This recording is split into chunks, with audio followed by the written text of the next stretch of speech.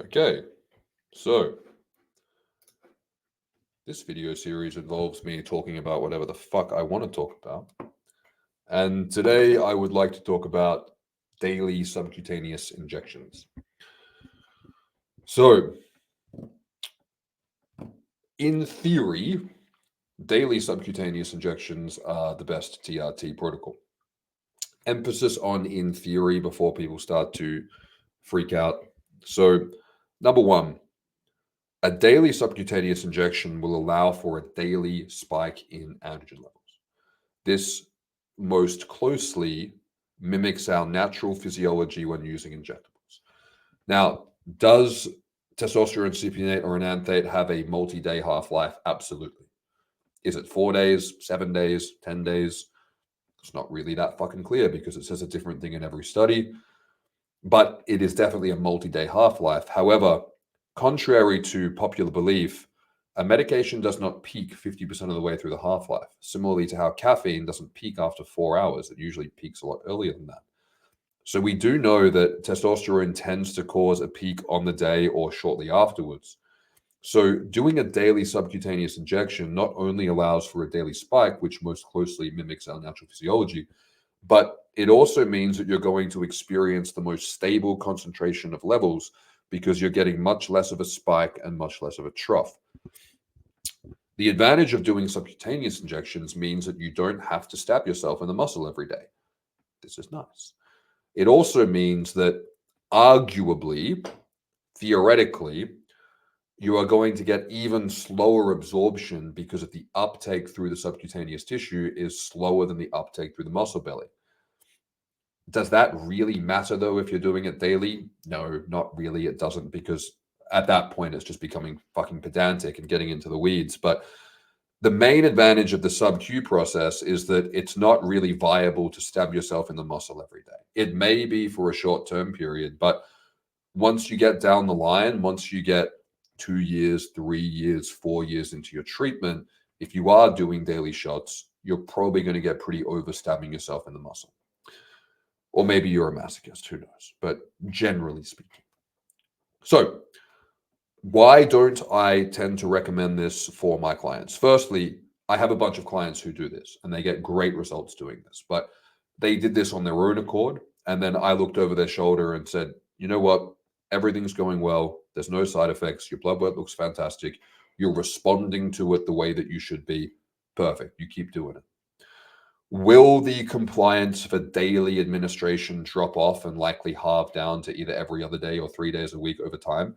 Most likely, but that's their journey to go through, and that's totally fine. The problem with subcutaneous injections is that a lot of guys do not get proper absorption of the testosterone oil when injected into the subcutaneous tissue. This is because oil does not absorb as well as water through fat. When you inject into the fat, the body actually has to absorb the oil via the lymphatic system. Now, when I sit here from a pragmatic standpoint, I go, is putting a bunch of oil through the lymphatic system a good idea? I don't know. I like to steer on the side of caution because I'm a cautious individual when it comes to this. But the reality of it is that a lot of guys get a considerable drop in their testosterone levels from going from a intramuscular application to a subcutaneous application. They might get a drop of 20%, 30%, 40%. And is the solution here to put it back into the muscle, or is the solution to put more testosterone and more testosterone oil into the body? I would argue the former, because the malabsorption issue may also be an inflammatory process, and it could also have undesirable downstream consequences because every long-term study on testosterone has involved intramuscular injections. There are some short-term studies on subcutaneous injections, and they may be totally safe and benign long-term. But when it comes to the recommendations I make, I am going to stick with what is evidence-based. So what do I think is the best solution for this? So if you're someone who's going, look, I really like the idea of daily Subq shots, but they don't work for me, my levels drop, or even when I've swapped to a thinner, less viscous oil like grapeseed or MCT, I still get a swollen bump. I still don't get a proper absorption. And what I believe happens is that the inflammatory response at the site actually breaks down the testosterone product before it's able to actually enter into the bloodstream and have the ester cleaved in the liver. That is my theory behind why I don't think this works well, because people go, oh, well, you're injecting it into the body, it's going to end up in the body anyway. If it forms a welt and a bruise and you're getting lower levels, I think it's likely that the immune system is degrading it, but this is just my theory.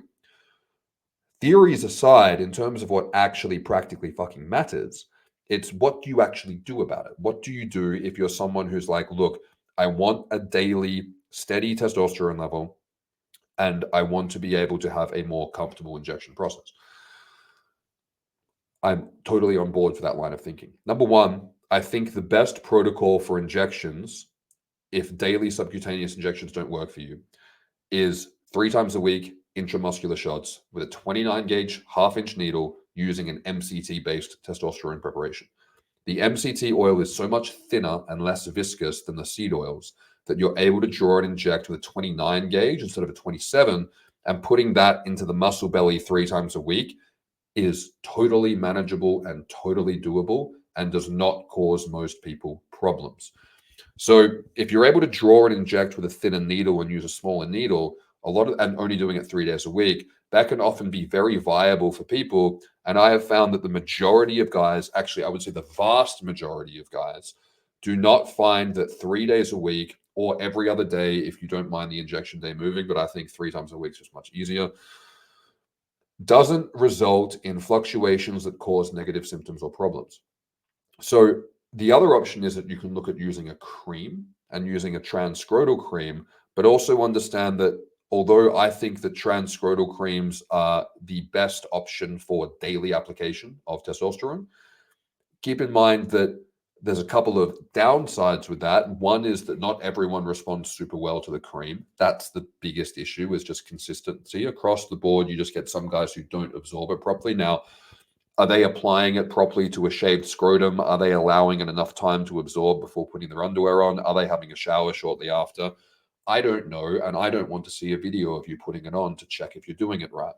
So there could be issues with the application process, but one thing that practitioners all over the world have noted, including myself, is that there is a lot more individual variability with uptake of creams as opposed to injections. So another option is that you can look at the cream, and you can also look at a once daily application of the cream. But however, keep in mind that the cream is less forgiving. So if you do skip a day with the cream, you're much more going to feel it than if you skip a day or two of doing your daily subcutaneous injections, because you're getting a banked amount into the body.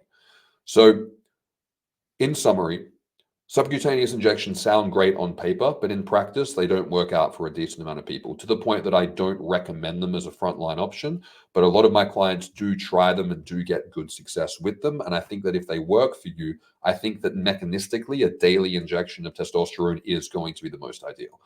However, I do think that the sweet spot between effort and optimization is going to be a 3 times a week intramuscular shot with a 29 gauge needle using an MCT based oil, so that you can use a smaller needle, which people might go, oh, don't be a pussy, it's not that bad. How long have you been on TRT for? Because over time, injection fatigue is very real. And being able to draw and inject faster with a smaller syringe for something that you're going to do 3 times a week for the rest of your life is worth looking into. But 3 times a week will give you the stability close to daily subcutaneous injections with better uptake, more long-term tolerability and safety, and will likely find a sweet spot for you between frequency of application and steady levels. So I hope you guys find that useful.